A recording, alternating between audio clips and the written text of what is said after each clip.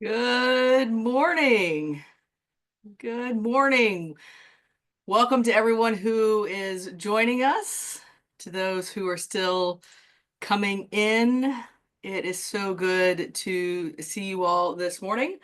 Um, my name is Reverend A.C. Churchill. My pronouns are they, them. I am the executive director at Earth Ministry, Washington Interfaith Power and Light. And I'll reintroduce myself again in a minute once we have a couple more, give a few more minutes for people to join. Got a good group here, both participants and those who are our partners at L4GG who will be leading us in this conversation today. So we have about another minute or so before we start. So if you need something before this conversation starts, go ahead and get it. Pen, paper, something to drink. We'll start in just about another minute.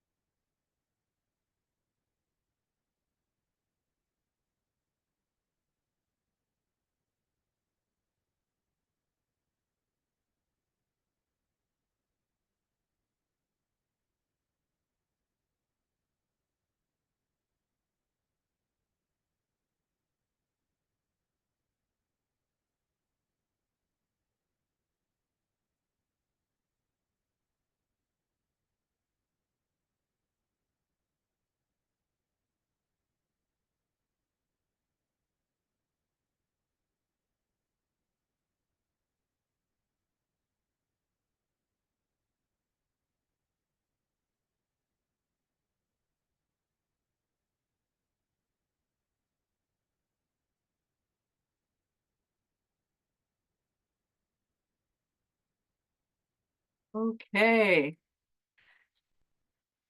Good morning, all. Welcome to our Sacred Spaces Sustainable Future, Understanding Direct Pay Tax Credits for Sacred Communities webinar. This webinar is being offered to you all from Earth Ministry, Washington Interfaith Power and Light, partnering with Lawyers for Good Government, as well as Giraffe Financial and Washington State Department of Commerce. And so we are grateful that you all are here with us today. Excuse me. We have a full webinar for you today, an opportunity for you all to ask questions and to send questions to us in the chat, and those can go directly to our hosts who will be answering kind of all of the technical and the technical questions. So go ahead and get started in our conversation.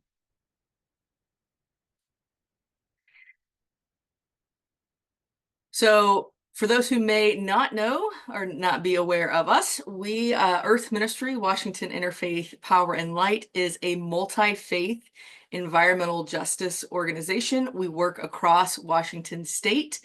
We work to help mobilize people of faith, people of conscience, to put their values into action for the environment.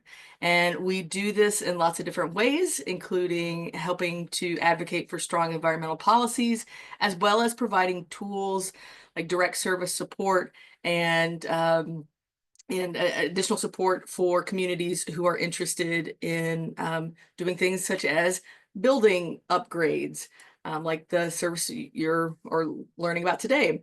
So we are excited to be here with Lawyers for Good Government, and just taking a moment as we get ready to do just a bit of a grounding practice. So we know that this work that we do, whether it is on the technical aspects of trying to get our energy systems to be more renewable and cleaner and more sustainable, or our work to create strong environmental policies. All of that is done because we love the earth. We love this planet. We love the opportunities that we have to engage with nature, to have clean water, to have clean air, to have access to renewable energy.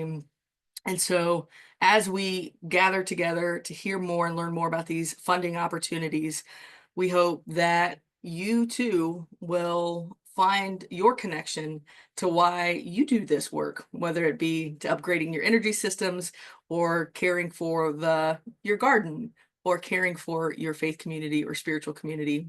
We're glad you're here. So I'll take just a minute to introduce our speakers, and then we'll turn it over to them.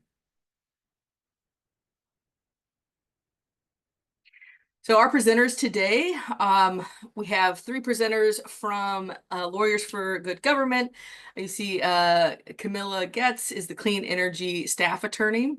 Camilla has a background as an assistant city attorney in supporting environmental nonprofits, specializes in providing legal guidance on clean energy, financing, and climate change initiatives, and works with the attorneys and coalition partners to help communities maximize opportunities under these federal opportunities.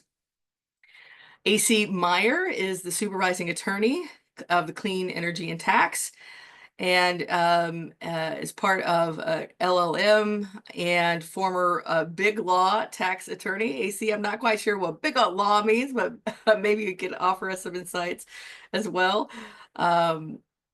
AC has advised clients in federal government on IRA prior to its introduction as a law, and has 10 years in practice in tax, contract, and clean energy law.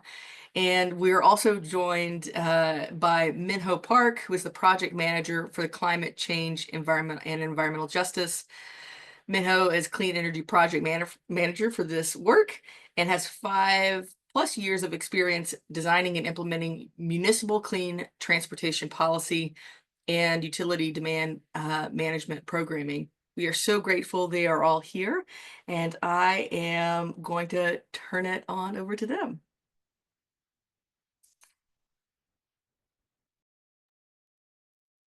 Great. Thank you so much, AC. It's great to be here. I really appreciate the opportunity to speak to you all about this. I'll actually start with quick agenda of what we're going to talk about today. So we'll give basically an overview of what direct pay is.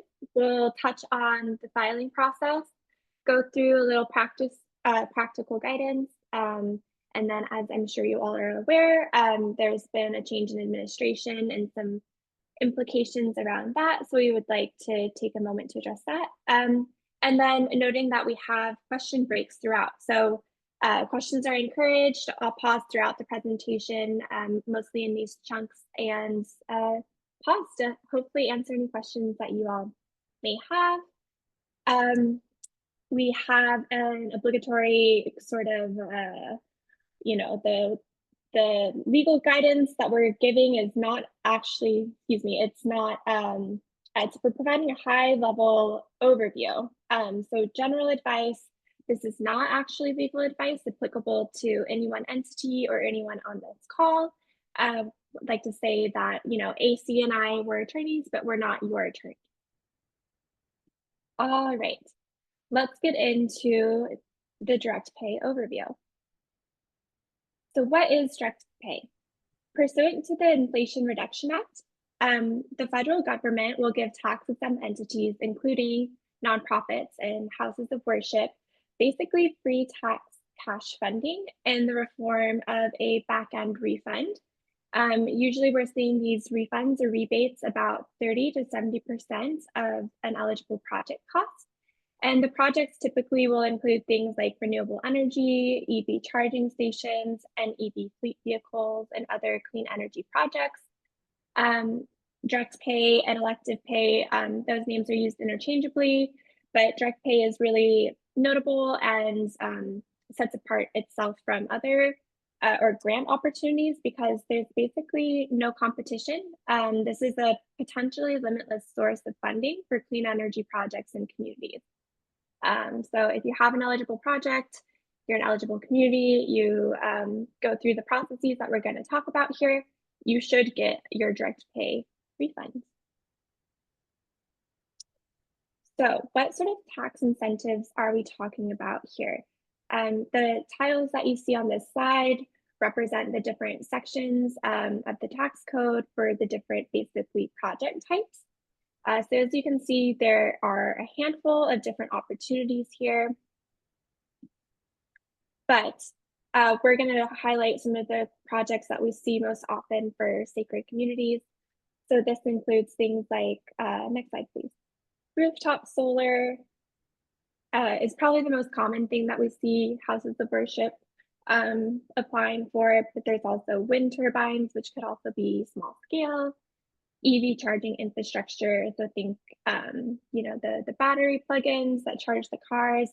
There's also battery storage, ground source heat pumps, and those have to be buried underground.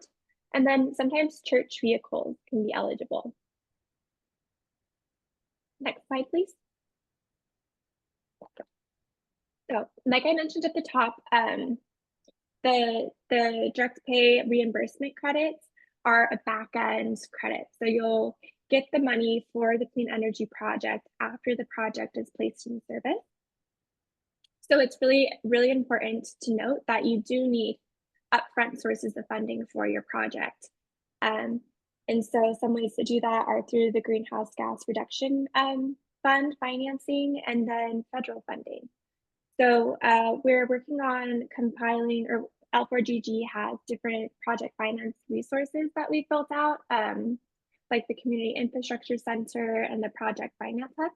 So we'll be happy to share those resources with you all and potentially talk more about any financing sources if you all have questions about that. But it's good to have your framework for funding planned out before you start your project. Next slide, please. Okay, so some big picture things to keep in mind for direct pay. The entity or the space of worship needs to own the project. If there's questions, we can kind of go into this partnership distinction. Another really important thing to note is what we like to call the no excess benefit rule. So I mentioned, grants and different funding sources, which we absolutely recommend, what we call capital stacking and combining multiple sources. But it's really important to note that you basically can't get restricted grants or certain forms of financing that will exceed the cost of the project. So no double dipping with direct pay. Again, we're very happy to talk through any of these specifics. It's good for entities to keep in mind and sort of outline their administrative processes. We recommend keeping records pertaining to the projects for about 7 years. And it's really, really important to include the substantiating documents used for pre-filing registration. So we can also go through if anybody has questions sort of about that documentation process. And we have resources on sort of what sort of documents that you would like to be collecting along the way. And then another really big piece of direct pay are what we like to call bonus adders, or they can also be subtractors. So these are things that can increase that initial eligible base credit, the credit that I mentioned, that's usually about 30% of the project cost if certain requirements are met. And flagging, I'm going to go into more of these bonus adders, but these bonus adders, as we like to call them, can in fact be stacked on top of each other to increase the eligible rebate to the highest extent that you are able to earn eligible. Let's go ahead and get into the bonus adders. So one of the first bonus adders is domestic content. So this is buying American made and manufactured products. There's certain requirements around this, like 100% iron and steel and 40% cost of all components produced in the United States. So this can increase the credit by about 10%, or it could potentially reduce it if you're required to comply with domestic content requirements and do not comply. So we're happy to talk more about the numbers of reductions there. And important to flag that this implies for the investment tax credits and production tax credits only. So think if you're have solar, wind, geothermal, things like that, that produce an energy output greater than 1 megawatt. So if you have, for example, a solar project that produces more than 1 megawatt output of electricity, you'll need to comply with the domestic content requirements. Otherwise, you can get a ding in your 30% base credit. But if you have a project that's less than 1 megawatt, which is usually what we see, especially with churches and other spaces of worship, you're not required to comply with this domestic content. A certain percentage of your produced components being American made. But if you do elect to comply with the domestic content requirements, it can still give you this adder and increase the credit by about 10% or 10% exactly. All right. The next bonus adder is prevailing wage and apprenticeship. This is something that a lot of people are pretty familiar with. But for certain projects, again, the investment and production credits, for solar, wind, geothermal, there's a requirement if it's greater than, again, 1 megawatt to comply with prevailing wage, and 15% of the project workers approved from apprenticeship programs. And if you don't comply and you have to, it can reduce that 30% base credit all the way down to 6%. So this is a really important one, especially if you have a bigger project, something greater than 1 megawatt. You absolutely want to comply with the prevailing wage and apprenticeship requirement. And again, if you're under 1 megawatt, then you aren't required to comply with prevailing wage, which usually most projects we see that are smaller scale are under 1 megawatt. Okay, another really, really great bonus adder is for projects that are cited in what is termed an energy community. So energy communities are communities that were formerly fossil fuel driven local economies. And this could increase the credit by about 10%. And something that's great to note is that an energy community also includes brownfields. And the IRS uses a pretty distinct definition of brownfield. So if there's any inclination that your base of worship might be in a brownfield, definitely touch base with us or look into the IRS resources, because it's a great incentive there. Okay.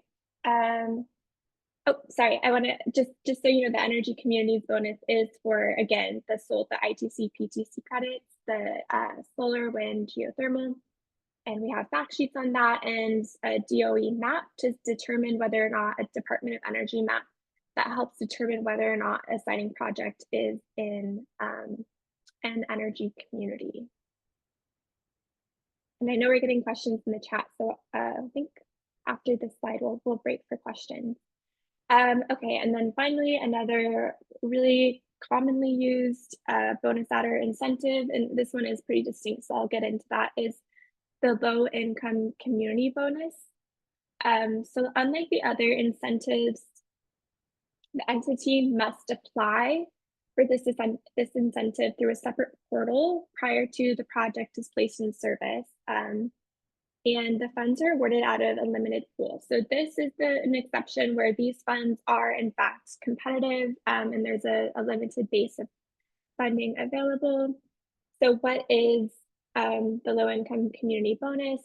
If your project is cited in a low income or disadvantaged community, it can add up to 10 to 20% to that base credit, depending on the location and the beneficiary.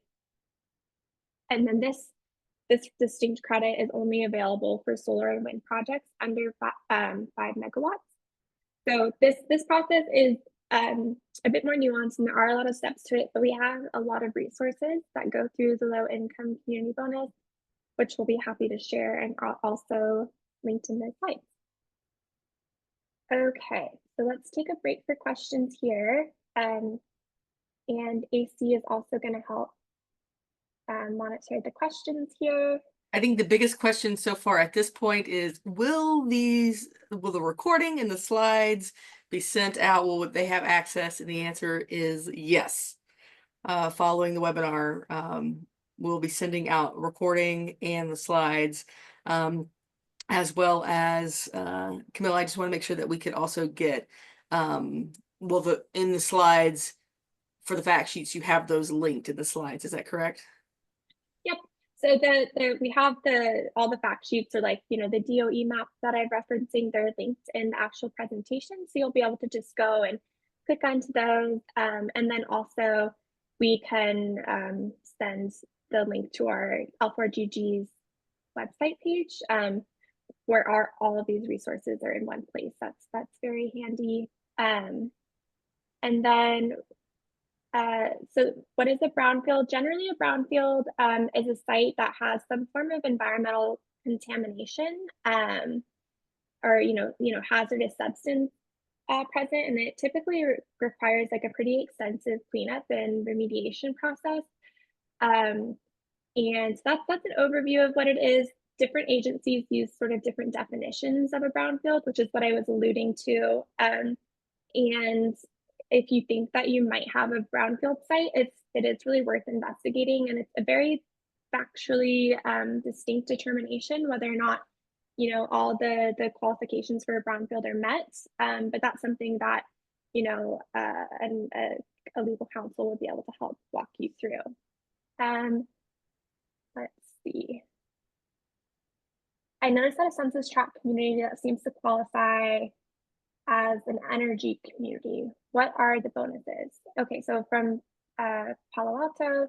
So I'm assuming that maybe you put in a project location, and to that one of those maps that identifies if it's an energy community. So then if we could go back to the energy community slide. It's the one with the stacks.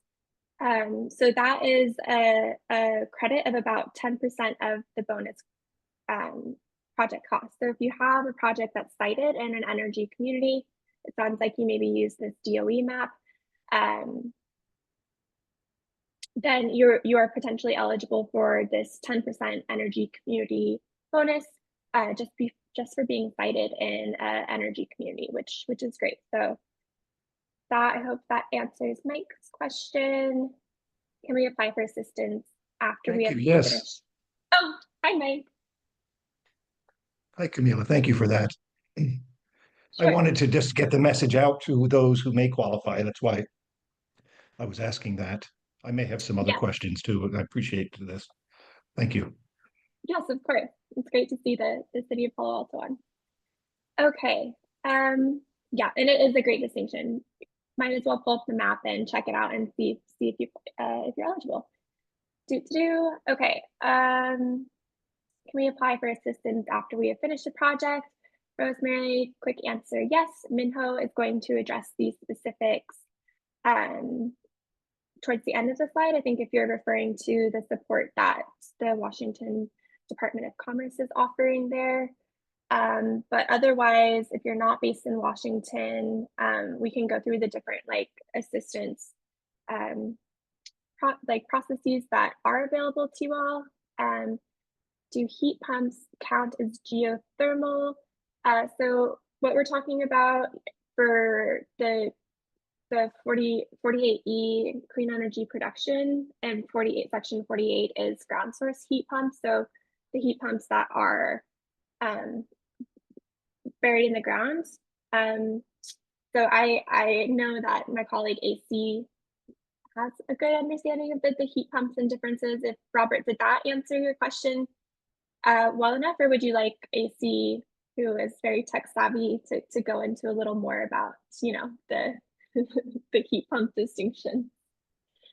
My general assumption of geothermal is taking advantage of steam from like hot springs and that kind of thing.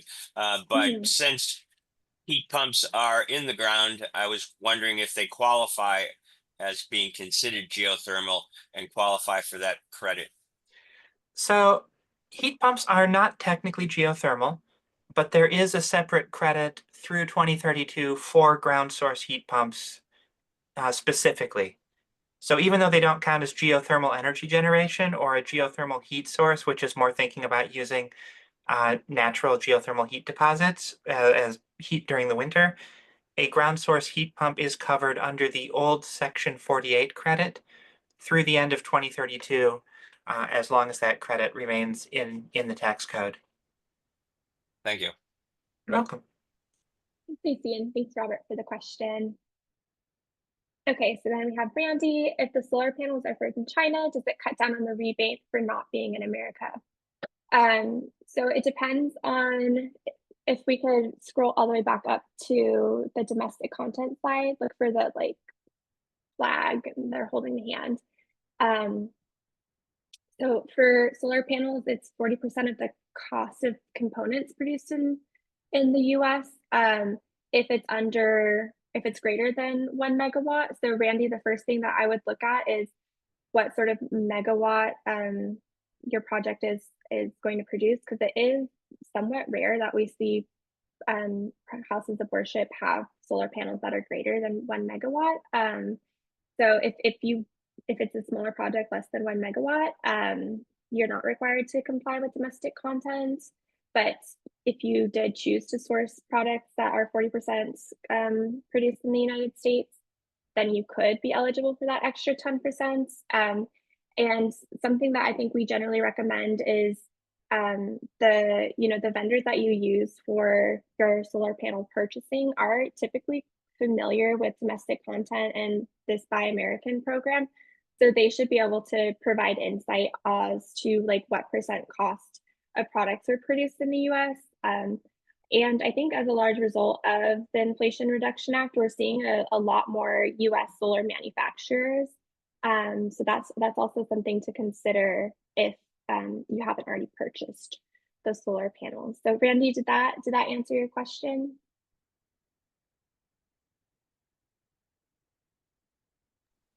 Yes, it does. So, okay. Yeah, so overview, if you're over 1 megawatt and the panels are from China, it would cut down on your rebate for not being American if it's not 40% of the cost of okay, the company that put the solar panels in what was from Iowa though. As so, in so what matters isn't the people, the company that installed the panels, it's actually the actual components of the solar panel, whether or not that's American or from another country. Okay. We have a. We'll move along. Oops, sorry. We have another question. Go ahead, AC.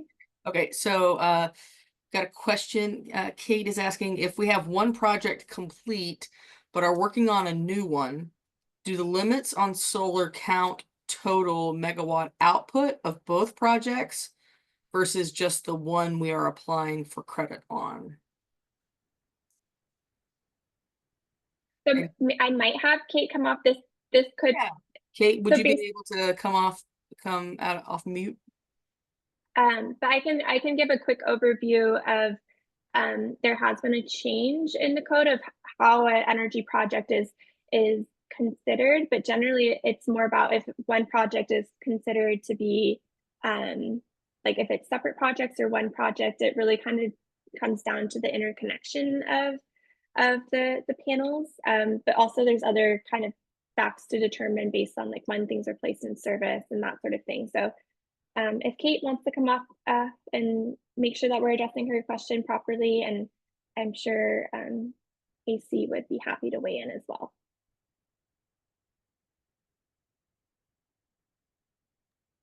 But maybe that answers your question. Hold on. Let me try. Let me try to help Kate.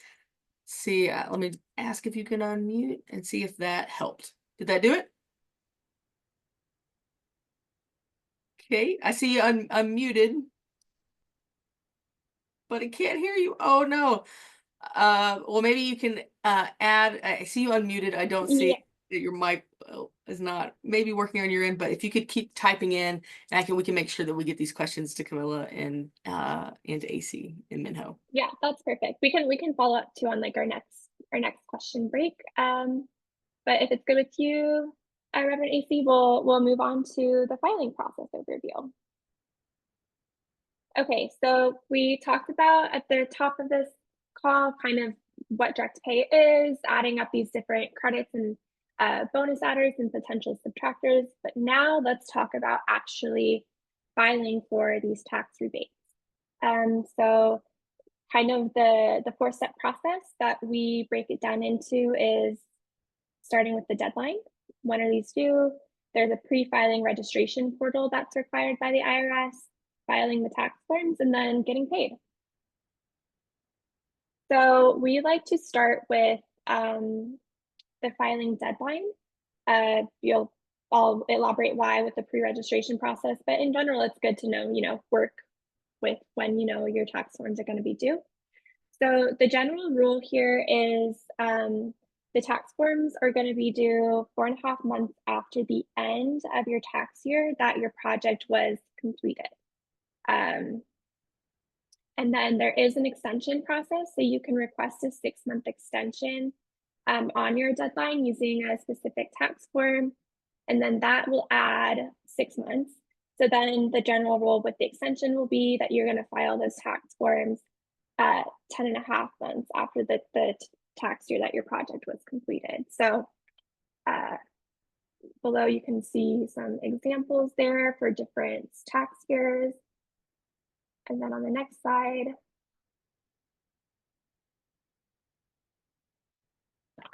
we have a visual breakdown of this, which I think is helpful. This is the part that always I have to, count it out on my fingers to think about when these things are due. So starting with the filing, right? So this is an example where we have a May 15th deadline. And then we have the pre-registration process here. So typically you're going to want to go do the pre-registration process that I'll talk about in a minute, 120 days before your filing deadline is due. So then you want to sign into the IRS pre-filing process, hopefully around January 2025 in this example, to submit those forms. So hopefully this timeline is helpful for some more visual people. Next slide. Okay, so the second step that's required by the IRS is a pre-registration process. So basically what is required for this is that you're going to go to a clean energy account portal, and then you'll go through an authorization process to, if you don't have an account already, which a lot of entities won't, since this may or may not be your first time filing for a tax rebate. So you'll go through this pre-registration authorization, and then you'll do, after that's completed and approved, you'll go through the actual IRS pre-registration portal. So some important considerations when going through the pre-registration process is, who's going to be in charge, who's going to be the main point of contact, and then making sure that person gets all the information that they need for the portal. And then some entities like to restrict access to the portal, so that's another consideration there. Next slide, please. Okay, so a little more detail about the pre-registration portal. So that clean energy account is via id.me account. So you'll want to set up that account, and then again, you're going to go through that authorization process, sort of ensuring that you are who you say you are, that you represent the entity. Step 2 there has a list of sort of things that you want to have handy when filling out that account. The end of the process will require an attestation. So make sure that the person in charge of the account is comfortable with that. And that's the pre-registration process. So again, you'll set up your account, authorize your account, and then it's basically going to take you through selecting the credits that you want to apply for, and then it's going to give you a unique ID number that you need for the actual final tax forms that you file. And happy to get into any nuances on this process. if there's any questions. And we have some really great, it's actually the IRS has really great resources, like step-by-step how to go through this pre-registration tool. Okay, so the next slide is the meat and potatoes. It is filing the actual tax forms. So you want to, again, complete all these tax forms by the filing deadline. That's super important.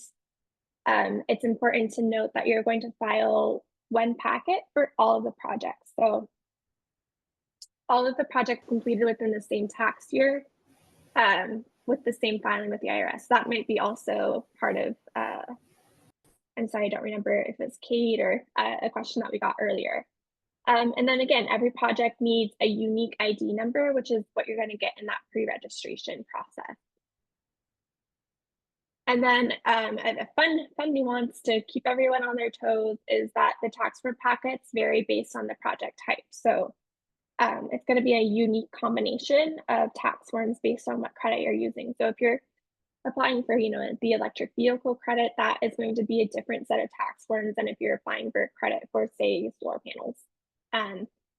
And L4GG, in collaboration with some of our partners, have really great annotated tax forms available that are linked, that really helps goes through step by step the tax form process. Next slide, I'll give you a little example of what one of these packets could look like. So again, this is how I was describing that there's going to be sort of a tax form packet. So here's a nice visualization, and this example is for electric vehicle purchase. So again, this would look different for other credits, but we'll start with the form 8936, Schedule A. So for each electric vehicle, you're going to have that form, and then that form is going to roll up into the next form. And then again into the next form, 3800, which captures all those unique ID numbers. And then that rolls into the form 990T. So you'll almost always file a form, well, you will file a form 990T for all the different tax projects. But again, there's annotated tax forms to help manage this part of the process. And there's also some really great reputable organizations that can help with the filing process that we are more than happy to refer entities to. All right, step 4 is get paid, the best part. Get your check in the mail from the IRS for that rebate.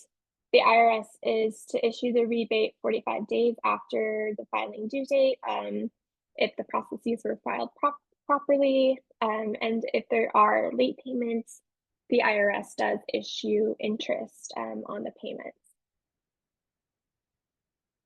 All right, so I'll pause again for questions on filing. We covered a lot, but again, the deadline, that pre-registration process, and then the actual tax forms, and then if any questions about the rebates themselves.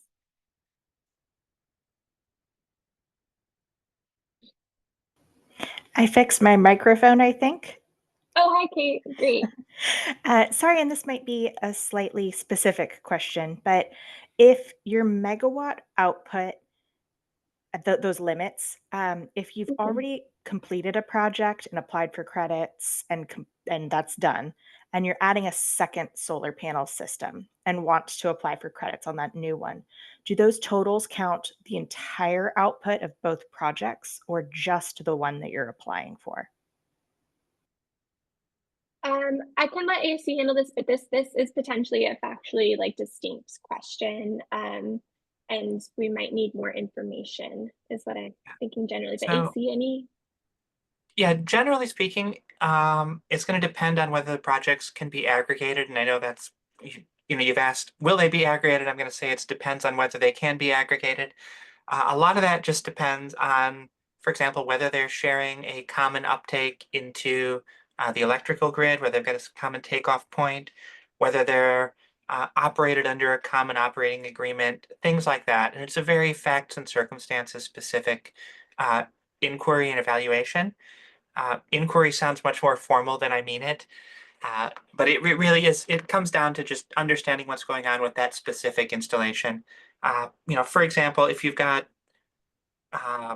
two solar fields, one of them across the street from the other, that's a pretty good candidate for aggregating them together. When there are multiple municipal buildings that are many blocks from each other that are, okay, they're all operated by the municipality, but they're separate buildings, separate installations, and obviously separate interties because each building has its own meter. Those situations generally are not aggregated. It's really just going to be a question of looking into it and kind of finding out what those pieces are. And I think we do have some documentation around that available, general information from L4GG. So we'll be able to find that and try to get that out included with what we send out here. Yeah, and Kate, I put in the chats, the sort of the new IRS rules around 48E, the aggregation energy project that AC and I are talking about. That's just a general overview of defining a project there. Well, I'm going to make sure that that actually gets added. I think it was direct message to me, but just to AC. Yeah. So sorry if you want to. Okay, no, that's okay. I'll get a message out. But we do have a raised hand, Jeff. Yeah, I wanted to ask the question. So if you don't have the ability to have extra capital, right? How do you get around that? So you have the ability to come up with 70% of the cost, but you can't come up with 100% of the cost. Is there other ways of making sure you can get these types of direct pays done? I think one of the other opportunities I think we've heard about in the past is that these types of tax credits are transferable. Is that correct? So credits are not transferable for eligible entities. Basically, if you're eligible for elective pay, you cannot transfer the credit. And part of that is ultimately there's no good reason to transfer the credit if you're eligible for elective pay, because any credit transfer on an open market is going to involve a discount in the value of the credit. If you have $100 of credit, nobody's going to pay you $100 to buy that $100 of credit. What's going to happen is they're going to offer you $75 or $80 for that. Whereas with elective pay, you're always guaranteed to get the full credit amount as a refund back through there. And I think that's part of what they were thinking when the law was drafted in a way that basically locked any eligible entity into using elective pay rather than transferring the credit. Yeah, but getting back to my original question, right? What if you can't come up with the full 100%, but you can come up with a 70%? I mean, that really limits the number of organizations that can take advantage of this. Is there a way to get around that? I mean, that's going to depend on what's available for kind of bridge financing and what other local grants incentives might be out there. There is not in the tax code a way to handle that.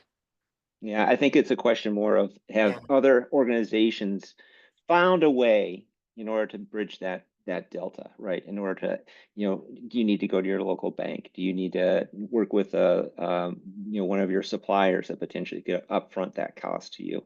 I mean, that's the type of the question I'm asking. We've seen both of those methods used. We've seen people work with suppliers. We've seen people work with local banks. We've seen people work with green banks. I know right now in the political climate, the green bank situation is a little bit uncertain at the moment. But generally, as long as these credits remain in the tax code, there's a very little risk for a lender that is providing those bridge loans. So those should be available at pretty low and manageable interest rates, we would hope, just based on that. There is a knowledge that the credit will be coming. One thing that we do want to caution against, though, is obligating any of the credit specifically to a loan or a grant, just because generally anything that is documenting saying, when we get the credit, we will pay X amount, we will pay the entire credit to X person. If that gets looked at, that's going to look a lot like attempting to transfer the credit, and that can draw attention to things and cause problems. So you want to make sure that there isn't an obligation, like a situation where somebody says, we will, if you pay us the credit, we will forgive the entire loan. That's not good. That is just effectively trying to get around the transfer requirements. So you want to have the loan structured in a way that is doesn't make a reference to the credits, and doesn't obligate the entity that receives the credit to pay that credit over directly to the lender.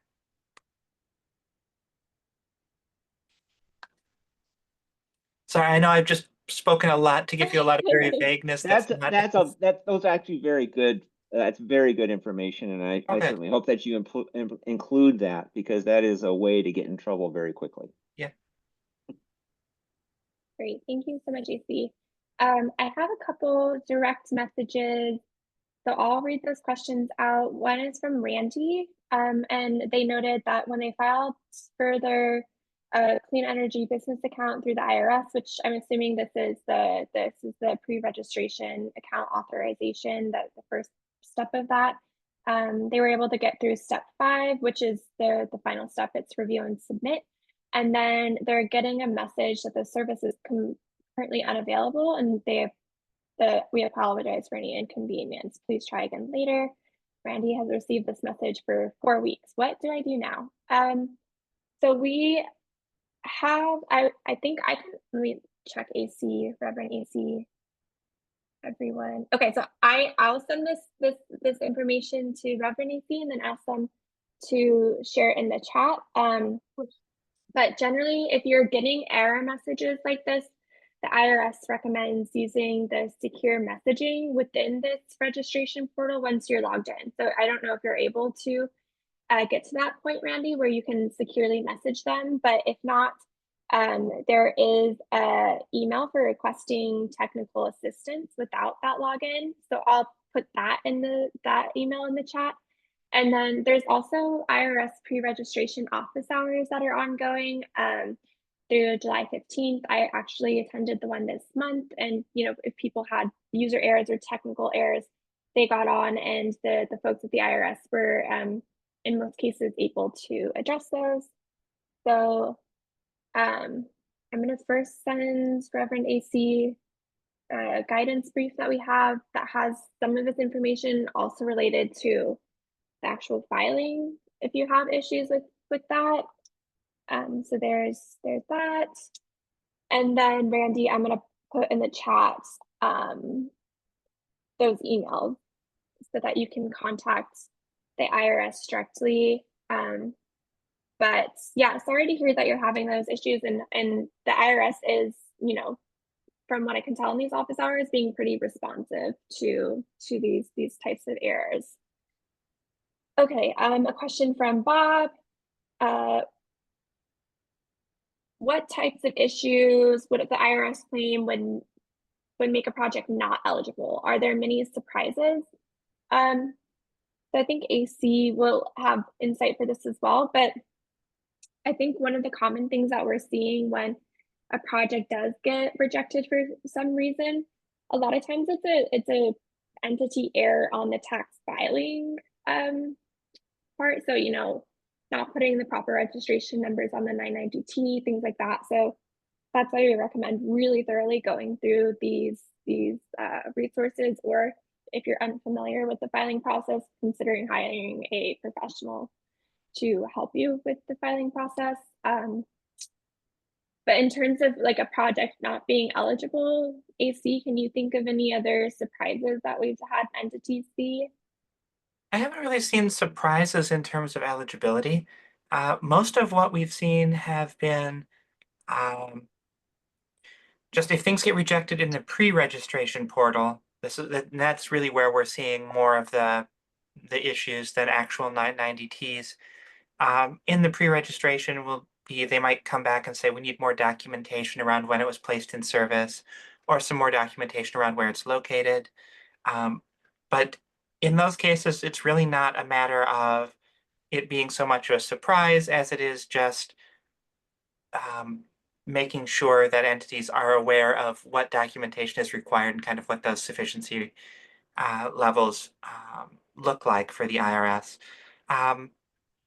Yeah, by and large, we're not seeing huge surprises where it's like we are not seeing situations where somebody is like, I bought this entire system, I thought it was eligible, and it turns out this system is not at all eligible. Those are not the kinds of surprises we're seeing because the eligibility is very well established in the statutory law.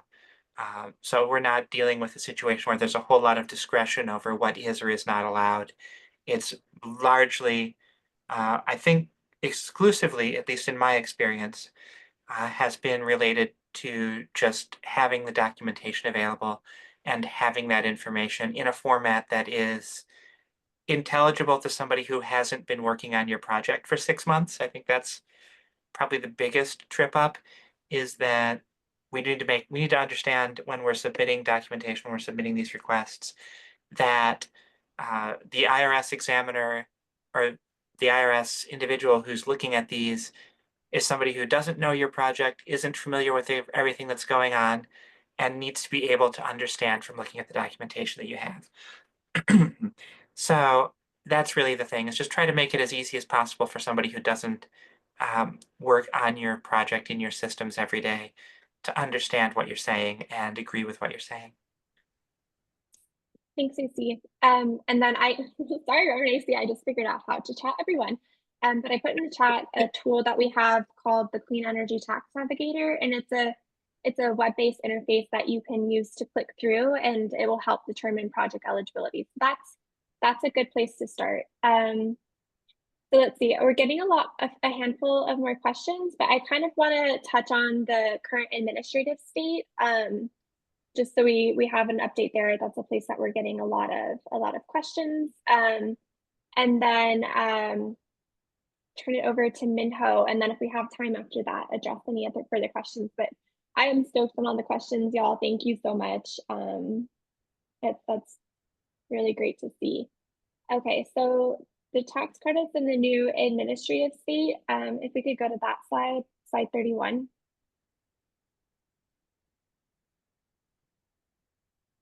Okay, so there's been a lot of action from the new administration, including a lot of executive orders, and we want to note that these tax credits cannot be changed by executive order. They're a part of the tax code, and to change the tax code requires that it goes through both houses of the Congress. So any EOs that you see that may, purport to be taking away direct pay or energy credits, rest assured that executive orders are unable to do that. We also want to flag that the credits are a really popular part of the tax code. We're seeing a lot of use of these credits in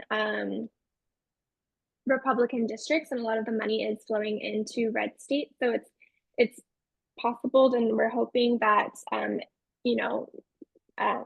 congressional representatives will see the value of these and want to represent their constituents and not change the tax code to repeal direct pay. And then again, grants is really what we're seeing a lot of this focus on, not direct pay. That is receiving most of the attention. So sorry, I don't talk very much, my voice gets tired. 2024 projects most likely will not be affected. Projects that were placed in or began construction in 2024. 2025 projects we say are likely to be safe because of what I talked about, how it takes time to change the tax code. It needs to go through both houses. We haven't seen any action thus far on direct pay, so that's good. But then largely predictions beyond 2025 are difficult to predict at this time. Yeah, Robert just asked a great question about the IRS layoffs. That's most likely where we are going to see impacts to direct pay. So what we're seeing is longer processing times for the actual rebate. So there's less IRS staff to actually go through these rebates, but we have had assurance multiple times that IRS staff is in fact going through these rebates, and that processing is still happening. I'm like losing my voice. I definitely need to strengthen my vocal cords. But we have seen entities get checks and rebates in the mail after President Trump was inaugurated and after a lot of these, energy dominant executive orders have gone out. So entities are still getting their checks in the mail. And if you comply with everything prior to any potential changes to the tax code, you're legally entitled to those funds. So that's great. I will turn it over to Minho now. But if we have further time and any other questions, I know AC is very well versed in this matter and is happy to address any of those questions. Yeah, and that's a good point Robert made. Yes, if there are these delays, but we are seeing interest on the delay of the rebate. So silver lining is those interest payments are coming through.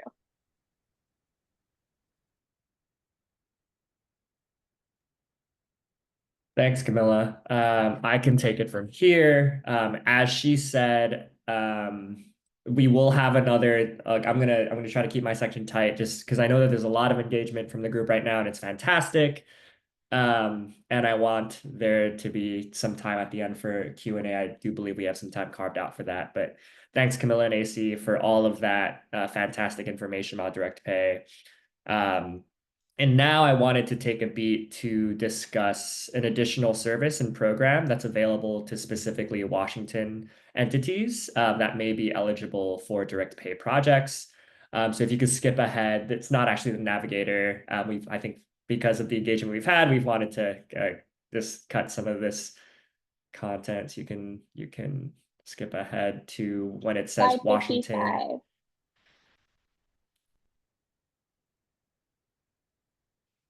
I don't know. There's a ton of navigator slides. If you can scroll down to 55, I don't know if it's possible. There it is. There we are. There we are. So yeah, I understand that a lot of you, and some of you may be outside of the state of Washington, and that's amazing. I'm glad that you're here.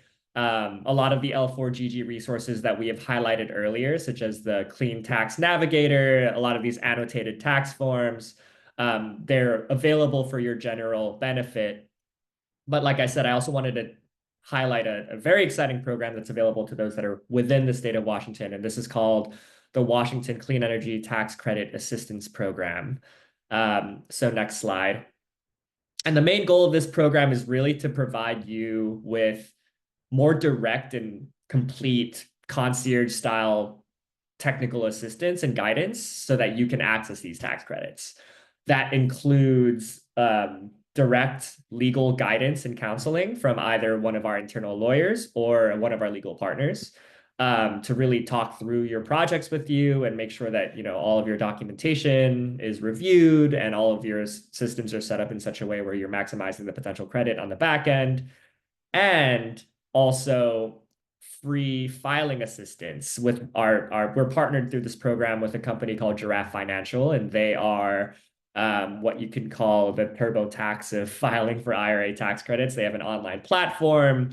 They'll connect with you, walk you through their platform, help you with every step of the filing process. That filing process being what Camilla spoke about earlier in this presentation, which includes the pre-registration. It includes filing out your tax forms. It even includes electronically filing on your behalf. So all of these services that I just touched on are completely free and completely paid for by the Washington State Department of Commerce. So this is a really exciting program because I understand that a lot of entities that could benefit a lot from these tax credits are under-resourced and don't have the bandwidth or the resources to necessarily chase all of these things down. So that's what this program is here for. It's here to really help you and be a support system in terms of getting you the technical guidance you need to get these credits. So how this program works is first you submit a program intake form with us, which will be linked later in this presentation. We'll reach out to you to schedule an initial consultation. From that consultation, we will determine exactly how we can best support you, whether that means connecting you with a lawyer, connecting you with Giraffe, or just general resources, and then get you on your way to receive these credits and get you paid. And so I briefly touched on this earlier, but we have 3 main service tracks when you submit an intake with us. The first is if you are ready to learn. So that means if you don't know if you have a project, or if you are not actively planning a project or don't have a completed project, but just want more information about direct pay, if you want more information about the program services, we can connect you with those general resources through this program as well. We actually also have this website. This is the Central Hub, which is like a central repository of all these various direct pay resources, including documents, webinars, worksheets that you can click through on your own pace and time. So this website can be found at this link here. So yeah, that's one way in which we support program participants. If you go to the next slide, the second service track is ready to plan. And this is really for entities that are actively planning projects. So like if you're designing a solar project for your rooftop, or you're thinking through potential EV charging infrastructure at your facility, we can connect you with free legal assistance to support that process. And having a lawyer in your corner in the project planning stage can be very helpful in a number of ways. Like they can support the design of the projects to make sure that you're maximizing the direct pay potential of that project. They can provide counsel on specific financing questions or ownership questions, and even providing guidance on specific partnerships that you may need to avoid that may jeopardize the eligibility of these incentives. All of those things, like through this program, you can get a lawyer that is essentially, your counsel on all of these specific matters. Again, I'm going to continue to stress this. This is completely free to you. You don't have to pay for these legal services. It's paid for through the program. And next slide. The third service track here is those that have completed projects, have already placed them in service, and would like to, need some help in terms of filing for the actual credits. As I mentioned earlier, we'll connect you with our partner, Giraffe Financial. They provide full filing support from pre-registration all the way through actual e-filing, helping you fill out your tax forms. They're a great partner in this work. Again, all of this service is completely free as well. Next slide, please. So how to get started. If you have a project, if you're planning for a project, even if you don't know if you have a project or not, please submit this intake form with us. You can scan this QR code on the screen or go to that link, l4gg.org/setcap, and then we can reach out to you, speak with you, and get a sense of what your needs are and get you set up. So please fill this out. If you feel like you need help, we're happy to help. Also, just something additional that we were thinking about, and something I was reflecting on as I heard a lot of questions from this group throughout this webinar. We are also hosting monthly office hours, specifically for Washington-based entities through this program. And these office hours are a great space for you to just come with questions about your projects or just even general questions about the direct pay process. Our attorneys are attending these office hours and able to provide, real-time responses to your questions, similar to the ways in which our attorneys were responding to your questions during this webinar. So this is a great resource. The next one, I believe, the February one just happened, but there's another one coming up the third week of March. I believe Stacy just added some information about that in the chat. Great, but yeah, that's all I had, and you can go on to the next slide here.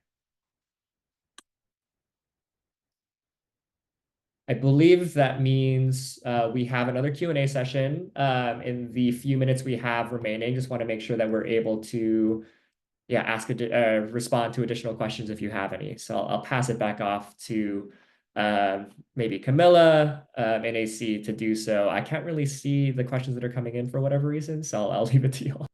Okay, that sounds great. Thank you so much, Minto, for giving overview of that great program. I'm sorry, Camilla. Oh yeah, go ahead. Yeah, please. Yeah, so we had a question come in that we often hear from kind of sacred communities, and wanted to make sure that it got asked. The question is, our building has high utility cost and the roof is leaking also. So structural issues. The building is paid for, but we don't have any cash. Could you walk us through the best next steps? We want to get the roof fixed and lower utility costs, making the best use of funding programs available. Was my understanding that some of these costs or some of these tax credits or the direct pay pieces could assist in structural updates. Was that an accurate assumption or accurate? So I might have AC Meyer hop in here, but generally the rule of thumb is the only updates that are eligible for direct pay are, updates that are structurally necessary to, support the solar panel. So AC, is there anything else you would like to add? Yeah, it's because ultimately the credit is related to the energy property itself. So it's things that can be properly included with the energy property. For example, with freestanding solar panels, it's things like, the foundations and the support pieces. And with roof-mounted solar panels, it's really only upgrades that are necessary to install the solar panels. So for example, if you need to install a new roof and you time it at the same time as installing solar panels, the new shingles, etc., are not eligible.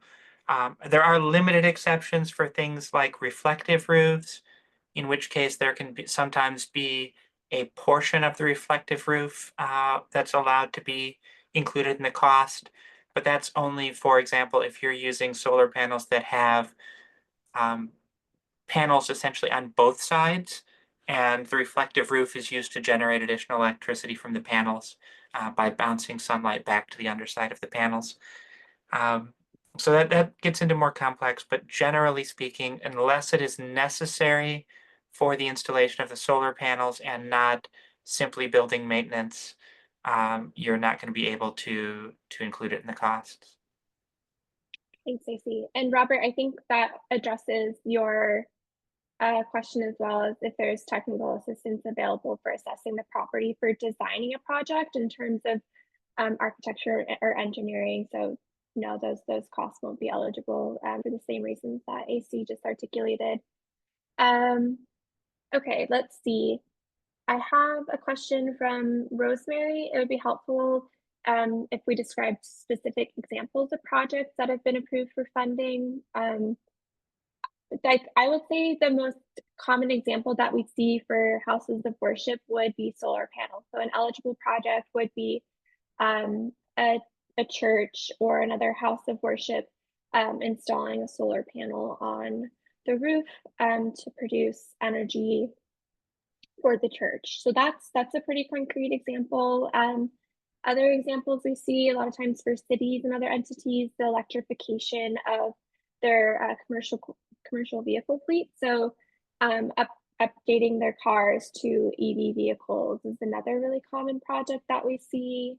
But I'd say solar, EV, electric vehicle charging for those eligible locations. The rural and low income locations are other pretty concrete examples. I'll plug again for you, Rosemary, that navigator tool. It breaks down eligible projects into the categories that we see most commonly, and you can click through those different project types, including for ideation, to determine whether or not a project would be eligible. Okay. Let's see, I have a couple more direct messages, but Reverend AC, was there any other direct messages that you have? I think the only other one that I had was about, I think you've already kind of answered this, which Dennis was asking about an air source heat pump. And I'm pretty sure that what you all said was it needed to be a ground source, not air source.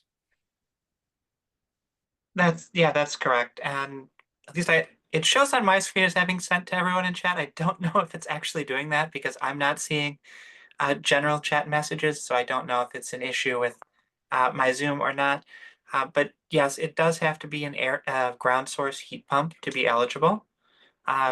Air source heat pumps, unfortunately, are not eligible. Generally speaking, ground source heat pumps are more efficient than air source. And probably more importantly, because they use the ground as the heat sink, which is a much more stable temperature-wise, they're able to continue providing heat even in severe winter. So if you're in a place where it regularly gets below, say, 40 degrees, A ground source heat pump can continue providing heat without having to transition over to the emergency heat function, which is typically either a gas furnace or electric coils, which can be very expensive. So there are significant benefits to ground source heat pumps, but that does come with an extra upfront cost. But I think that's probably the driving factor for why those are eligible, but air source are not. Great, thanks, AC. AC, would you be able or willing to walk through a specific entity's question for determining a deadline?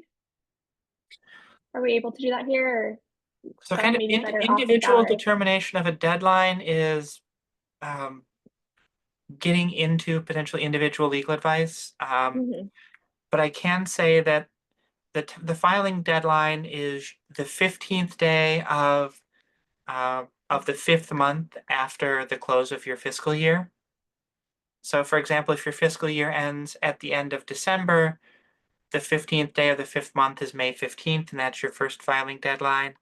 And then if you file a request for extension by that date, so on or before that May 15th deadline, you will get another 6 months. You can do that extension once per tax year.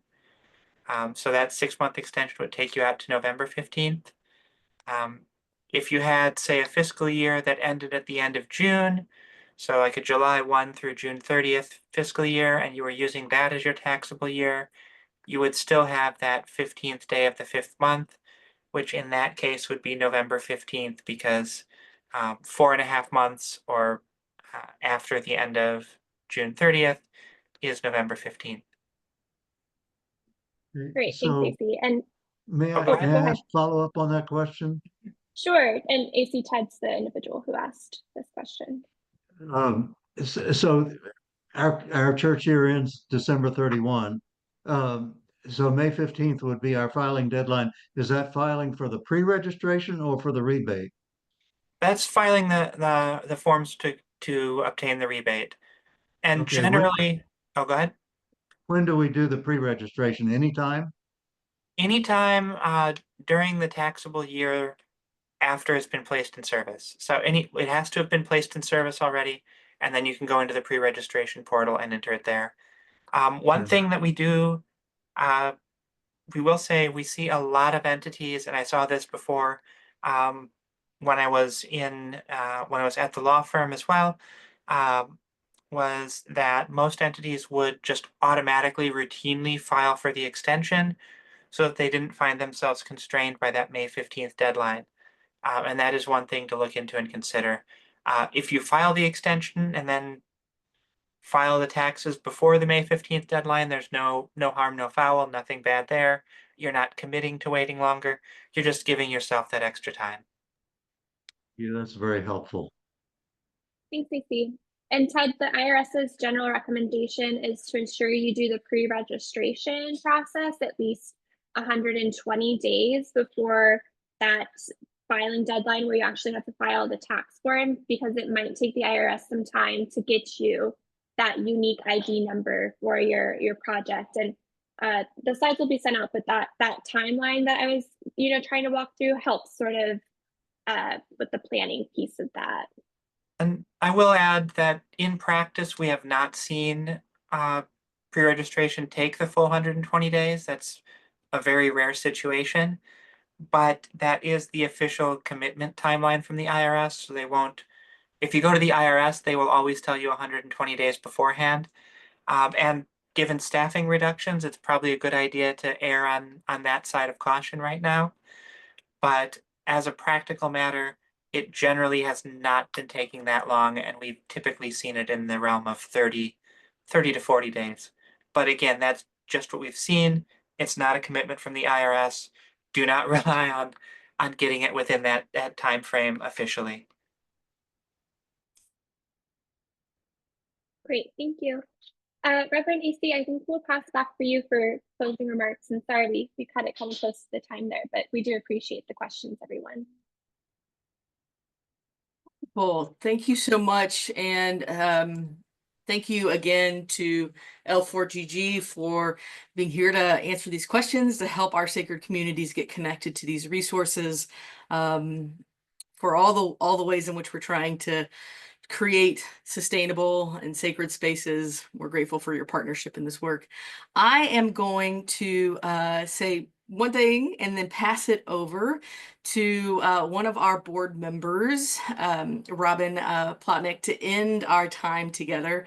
But I just want to offer is that if these types of programmings and this kind of engagement is something that you're interested in, please continue to be interested in, but please reach out and stay connected to Earth Ministry Washington IPL as we do this work of building just and sustainable communities and just and sustainable Washington for all those who call Washington home. So with that, I'll pass it over to Robin so that she can end our time together today. Thank you, AC, and thank you to all our presenters for this amazing, important information. I'm going to circle back to a comment that AC made in their opening remarks, that we do this work because we love the earth. And with that, I'm going to share a poem from one of my favorite Israeli poets, Alden Solovey, from his book, This Precious Life. It's titled About the Rainbow. Majestic, sovereign source of beauty, when did you decide to create the rainbow? Was this your intention? Or perhaps it was a fantastic discovery the moment your divine light burst through the firmament of heaven. Did you know that your glory could be refracted through a simple lens of water? Or were awe and wonder created when you first saw your own colors, when you first witnessed your own brilliant light arching across a deep blue sky? Thank you all so much for joining us. Hope that the rest of the day you have moments for what you need, maybe what you want. And these slides and the recording will be made available to you soon. So thank you so much. Blessings.